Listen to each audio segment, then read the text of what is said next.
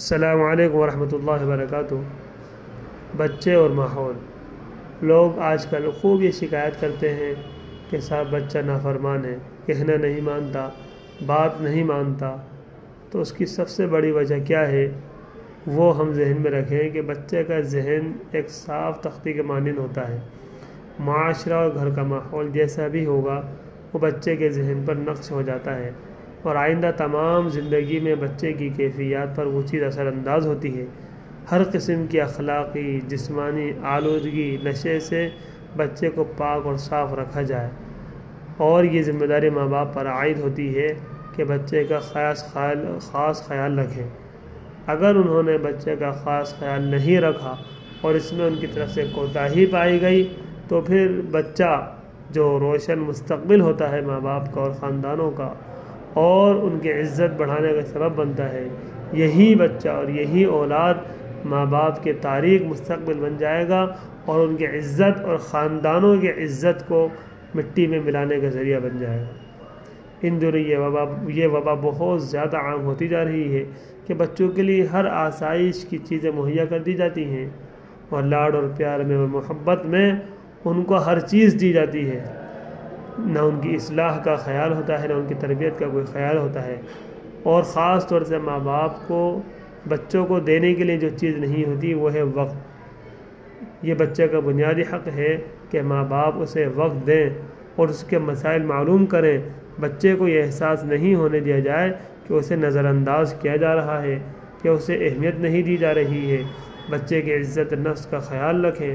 کوئی بات سمجھانی ہو تو نرمی سے سمجھائیں، بلا وجہ انہیں ڈانٹے نہیں، اور نہ ہی دوسروں کی موجودگی میں اسے جھڑکیں۔ گھر میں تمام بچوں کے ساتھ برابری کا سلوک کریں۔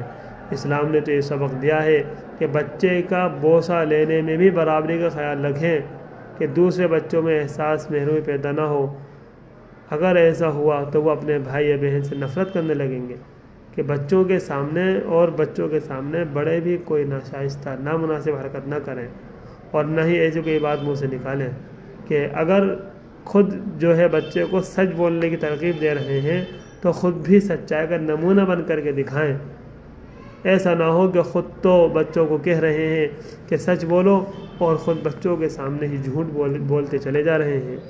ماں باپ بچے کے لیے آئیڈیل ہوتے ہیں، اور بچہ انہی کی نقاری کرتا ہے۔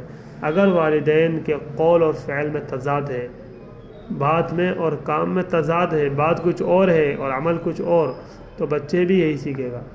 بچہ اگر اچھا کام کرے تو اسے داد دیں، اس کی حوصلہ افزائی کریں، اور آئندہ اچھا کام کرنے کی اس سے وہ امید بڑھے گی، وہ اور اچھا کام کرنے کی کوشش کرے گا۔ اور اگر وہ غلط حرکت کرے تو اس کی نفسیاتی اور ذہنی اسباب پر غور کریں۔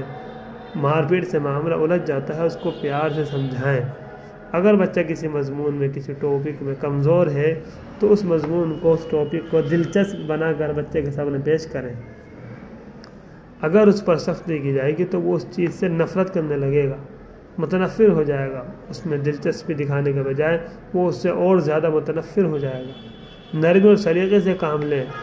آپ بچے کی اچھی تربیت کر سکتے ہیں اگر نرمی اور سلیقے سے کام کیا جائے، اور رسول اکرم صلی اللہ علیہ وسلم نے فرمایا ہے کہ جو شخص نرمی کی صفت سے محروم کر دیا گیا وہ ساری ہی خیر سے محروم کر دیا گیا، کیونکہ اس کا معصوم ذہن سب سے زیادہ اپنے ارد گرد کے ماحول سے متاثر ہوتا ہے۔ اس لیے ویڈیو گیمز اور فلموں وغیرہ سے بچوں کو خصوصاً بچا کر کے رکھا جائے۔ آج کل اخلاقی سب سے زیادہ جو اخلاقی گراوٹیں آ رہی ہیں وہ فلموں، ویڈیو گیمز اور ڈراموں کے ذریعے سے ہی آ رہی ہیں، کیونکہ ہر طرح کے جرائم، ہر طرح کے جرم ان چیزوں میں دکھائے جاتے ہیں اور بتائے جاتے ہیں اور باقاعدہ سکھائے جاتے ہیں۔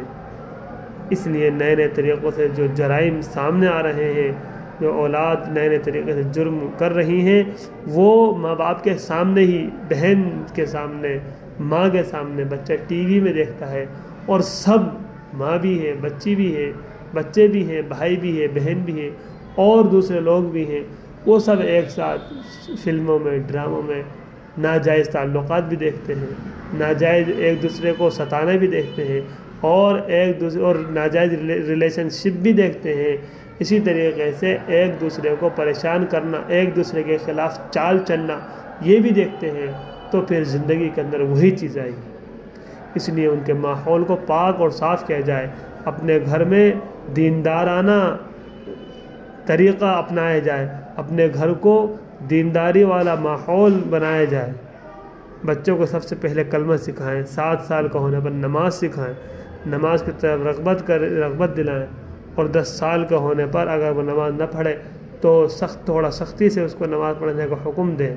اگر یہ ماحول دیندارانہ ہوگا، گھر کا ماحول صحیح ہوگا، تو بچے کے ذہن میں وہی بیٹھے گا، اور جب بچے کے سامنے یہ 2 چیزیں آئیں گی، دین اور دنیا، تو وہ دین کو ترجیح دے گا، دنیا کو ترجیح نہیں دے گا، دین کو اختیار کرے گا، دنیا کو اختیار نہیں کرے گا۔ اور اگر بچے کے ذہن میں ابھی سے ہی یہ چیزیں بیٹھیں گی، فلموں ڈراموں کے ذریعے یا ہمارے اپنے خود حالات کے ذریعے دیکھ کر کے بچہ ذہن میں یہ غلط چیزیں بٹھا لے گا، تو پھر جب بھی دین اور دنیا کا مقابلہ ہوگا تو بچہ دین کو اختیار کرنے کے بجائے دنیا ہی کو اختیار کرے گا۔